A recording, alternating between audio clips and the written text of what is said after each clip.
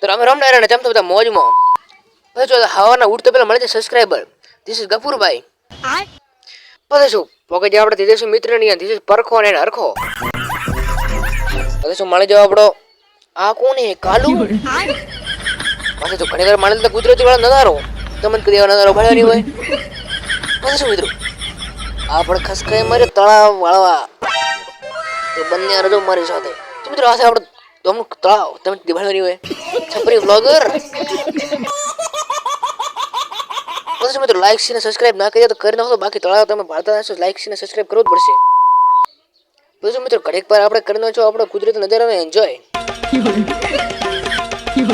આ નેકવાય મિત્રો એક વડલા વાળો યાસ તમે કદી ભાળ્યો નહીં હોય અને આમથી આમ ખાવાનો હોય પડતો પડતો રહી ગયો.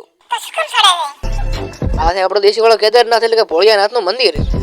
પછી આપણે મળી જાય ઈશ્વર વાળા ભાઈ ને પછી મળી જાય કિરણભાઈ.